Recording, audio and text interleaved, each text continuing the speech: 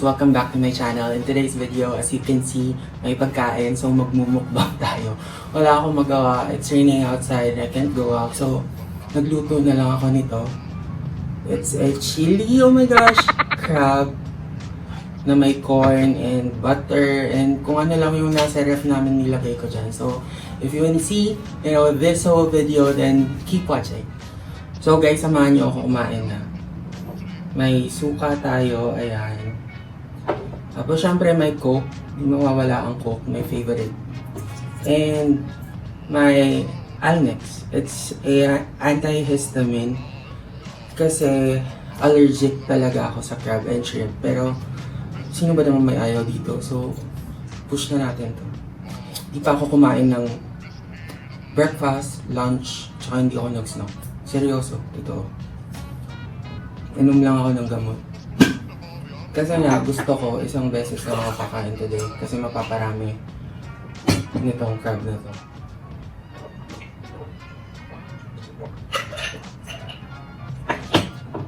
And guys, naniniwala ako na pag gutom ka, mainitin ulo mo.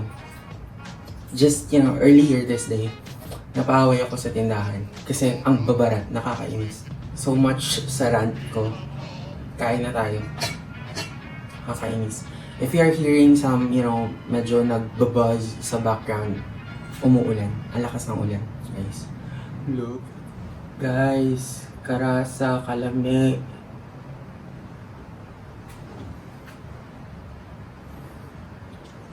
Kain lang ako, manood lang kayo.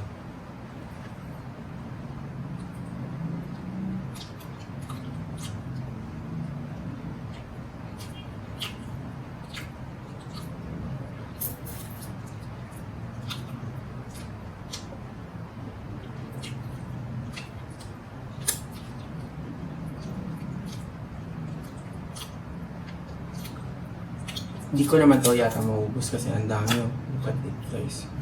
Dami. Wala naman din akong ka-share kasi lahat nasa tindahan. Malis ako sa tindahan kasi nakaka-stress. Tsaka bawal magtinda ang gutom.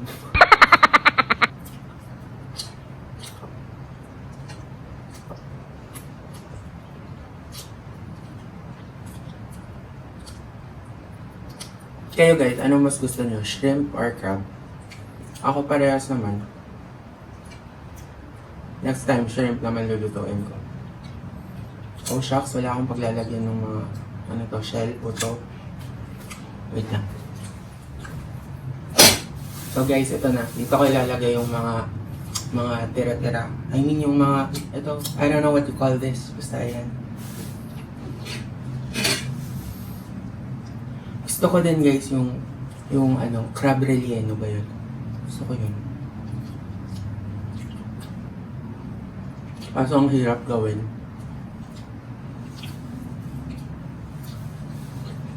Kaya minsan, umu-order na lang ako. Kasi dito sa amin, marami namang marunong gumawa nun. Guys, inom lang tayo ng Coke. Alam nyo, kaya ko tong ubusin. Hindi. Totoo. Ayoko sa Pepsi kasi lasang tubig na may asukal.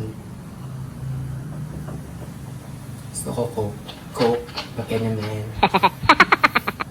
Padalhan niyo ako ng madaming Coke.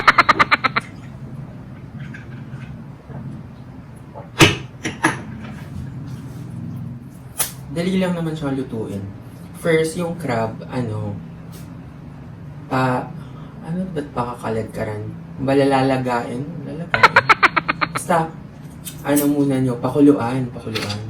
Tapos, after nyo pakuluan, hatiin nyo siya sa gitna. Para yung sauce nito, manuot ba yung term? Basta, para pumasok yung sauce niya, tsaka mas maging malasa sa loob. Pwede nyo sipsipin. Tapos yung ingredients, simple lang. Sibuyas, garlic. Tapos this one, yung nagpapaanghang. Tapos corn, whole kernel. Tapos oyster sauce, salt, pepper. Yun lang. And then may masarap ka ng chili, garlic, corn crab, kahit anong tawag mo dito. Sarap nito. Oh my gosh. Buyag. Buyag lang. I don't know what's buyag in Tagalog. Basta sinasabi lang naman yon para hindi ka... Ay, hirap mag-Tagalog. Mausog? Tama ba term ko? Para hindi ka mausog.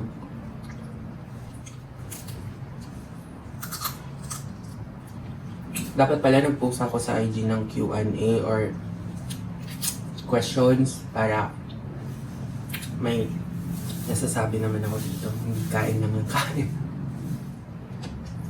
Ayoko sa karab nung sinigang. Ayoko. Or pag hinahalo to sa pansit. Gusto ko ganito lang. Gusto ko rin yung may gata. Yung may tawag ito, squash soup na halo. Sarap yun. Tapos may malunggay. Puro crab na lang kinakain ko. Wala nang rice. By the way guys, rice ko is red rice. Ayan. Kasi da-diet ako. Kasi magre-reunion kami. Tapos ang daming Christmas party. Diba? So mapapakain ka ng lechon. Alam mo naman, ang laki-laki ng tiyan mo. Diba? Ngayon lang ulit ako nag-rice. Like, it's been... By the way guys, kumakain kayo nito, yung taba, ayoko dyan. Alam ko lahat gusto yan, oh. Taba-taba. Ayoko kasi mukhang ano eh. Ang tae. Ayoko, tas ayoko sa lasa. Sabi nila ang daming cholesterol daw. Kaya ayoko. Yun lang tayo sa laman talaga.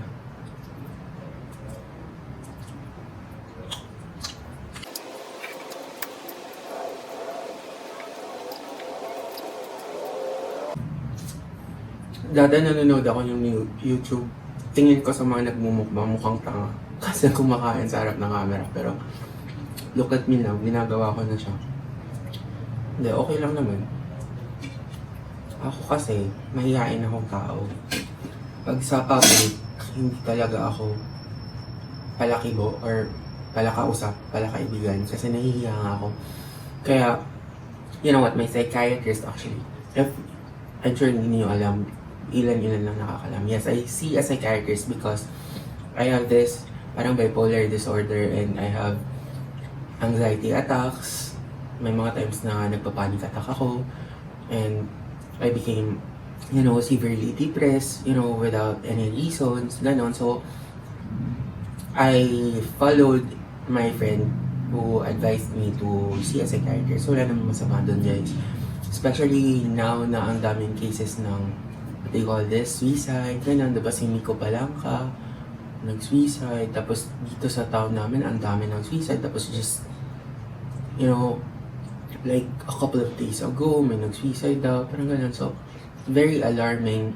And if you're experiencing something na hindi nyo ma-explain, hindi nyo alam yung reason, go see a psychiatrist. There's nothing wrong with it. Ang laking tulong nung at first natatakot ako kasi syempre ma-judge ka, especially sa hospital if you're gonna enter the psychiatric, you know, whatever you call it. Diba? Parang all eyes on you yung mga tao. Parang, ala, ano siya, ganun, ganito. Pero kung iisipin mo yun, hindi ka magiging okay. Huwag mong iisipin yung mga iniisip ng ibang tao.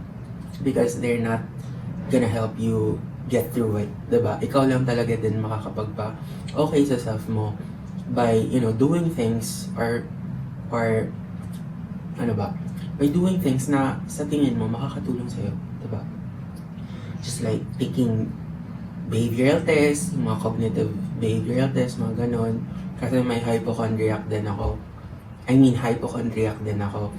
it means, pag hypochondria ka, it means na if you see something sa body mo or may mga symptoms or something na kahit mild lang, ina-associate mo na siya sa mga severe na illnesses or diseases, parang ganon, life-threatening diseases. May ganon ako. So, it was super hard for me to control it, to control whatever it is that pumapasok sa mind ko. Like, before, pag nagkaroon lang ako ng rushes, automatically, hindi lang allergy ang iisipin ko. Yung mga seryoso ng sakit.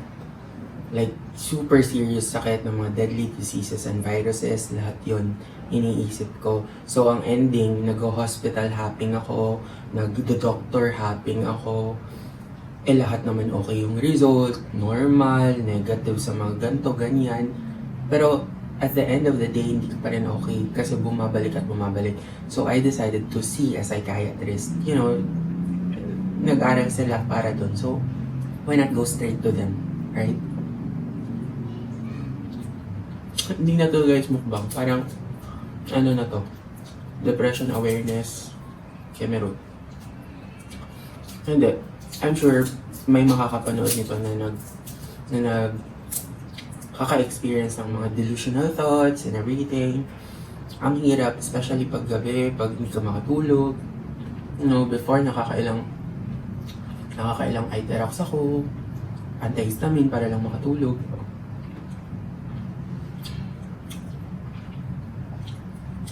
And if you have family members na nakaka-experience ng ganun, huwag kayong mairita. Kasi oo, sometimes nakaka-irita, tanong ng tanong. You know, they're asking constantly or consistently kasi they need assurance. They need assurance na okay sila, na everything's alright, diba? Huwag nyo kaagad sabihin na naprapaning ka lang, gano'n. Oo, naprapaning sila, but they need assurance, they need comfort rather than making them feel na annoyed ka or what.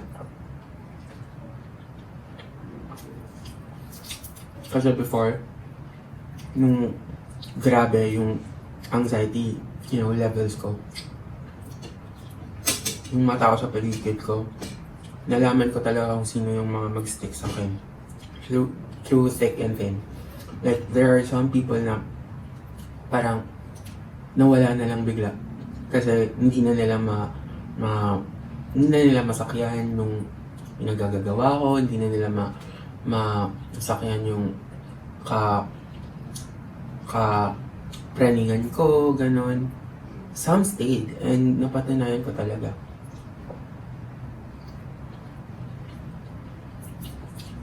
Yung iba, grabe yung patience nila. Na-appreciate ko yun. Kasi if you have a family member na may depression, may anxiety disorder, or any mental health disorder or whatever, matitest talaga ang patience nyo. Totoo yun. Yun yung pinaka-first na matitest. Patience nyo sa tao. If you really love them, you care for them, habaan nyo, pasensya nyo. That's all they need. Love, patience, understanding. Kasi there are times talaga nga na annoying sila. Annoying kami. Yes, that's true. There were times na paulit-ulit, kahit sinabi ng okay, ulit-ulit pa rin. May time na grabe, as in super grabe. Hindi ko na mabilang kung nakailang tanong ako sa mga kaibigan ko kung may humawak ba sa akin, ganito, ganon.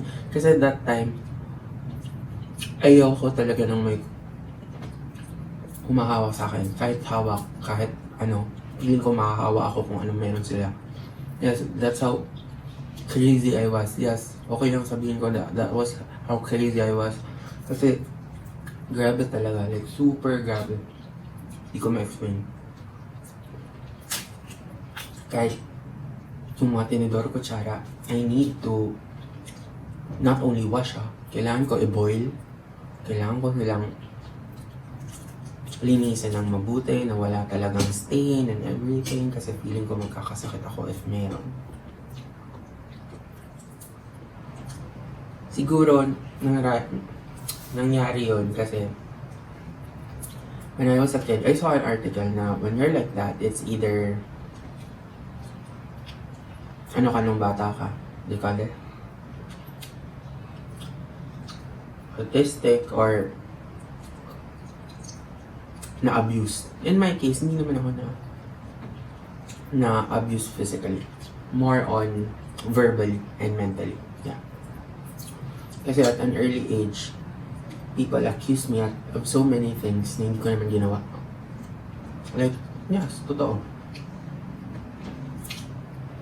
Some of them are my relatives. Yun yung mas nakakaano.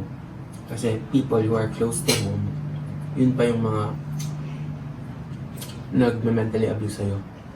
Calling you things, calling you names, paratangan ka ng mga kung ano-ano na hindi mo naman ginawa. So sometimes napapaisip ka, saan ko ba yung ginawa? Or, diba? Parang ganun. Kaya siguro ganito ako mag-isip, I'm paranoid, feel ko lahat. Kasalanan ko. Well, 10 drama na nito. Back to mukbang tayo. By the way guys, ang sarap talaga ng combo ng Coke and crab and vinegar. Grabe. Parang I can eat this the whole week. Pero cholesterol levels ko naman ang taas-taas.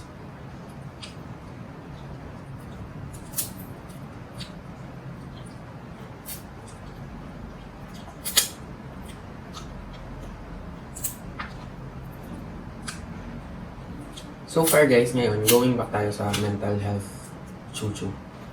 Ngayon, may mga attacks pa naman. Like, sometimes, alam ng friends ko to kasi nagtitext ako. Oh my God, yung mga atake. But not as bad as before. Wait.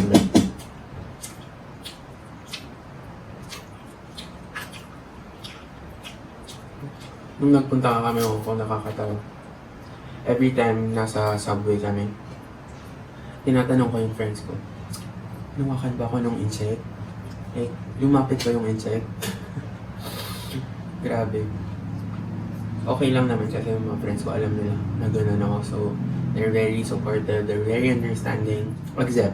Acceptance. That's really the first thing na you need to do. Is to accept things. After that, magsusunod-sunod na yan. Accept that you have this type of condition. Accept that you're not okay. It's okay. Di ba sabi nga nila, it's okay not to be okay.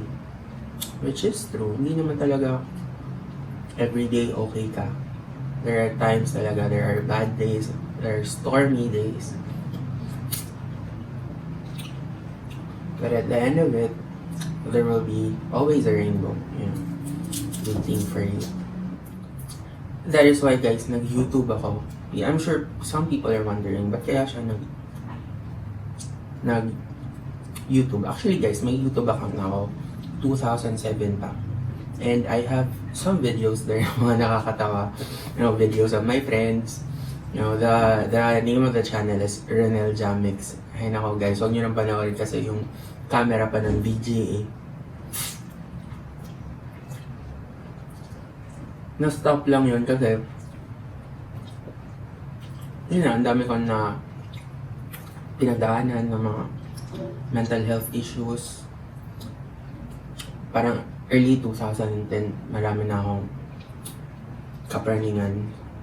So, until nag-Thailand kami, ng friends ko, sabi ko, gawa ulit ako ng YouTube account. Actually, may YouTube account ako, tapos mag-upload ako. Tapos, natigil siya. And then, after 8 months, nung gagawin ko na yung room ko, naisip ko, why not film it? Kasi, ako, nung nagpa-plan pa lang ako, ayusin ko yung room ko, marami akong pinanood na room makeover. So, diba, makakatulong siya. More than your channel getting monetized, hindi ko naman talaga yung priority na ma-monetize or ipa-monetize yung channel ko. Kasi nga, hindi naman ako nag-expect na madami manunood ng videos ko. Sino ba naman ako? Diba? Hindi naman ako celebrity, ganun. So, gusto ko lang mag-upload, gusto ko lang ulit malibang, and that was the advice of my doctor na do something na makapagpalibang sa'yo. Like, you know, illustrating, creating videos, taking pictures, travel, business, and lahat naman yung ginagawa ko. So, I guess, totoo naman siya na kahit pa paano makakatulong siya.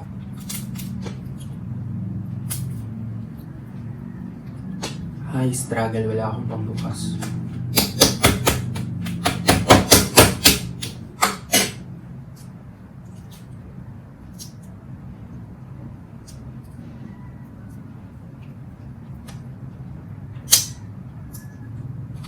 Diba sa Cebu, Manila, like isang ganto, mga more than 1,000 or you know, something like that.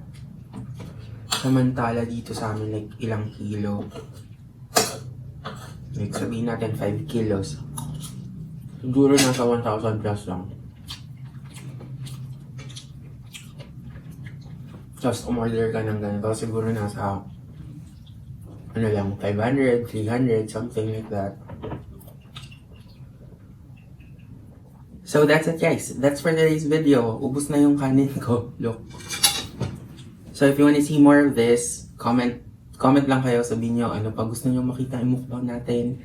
And thank you guys for subscribing, sa lahat ng nakag-subscribe, thank you, and for always watching my videos. And if you haven't subscribed yet, then please click the ring button for you to get notified every time I upload a new video. And see you again on my next one. God bless us all. Bye!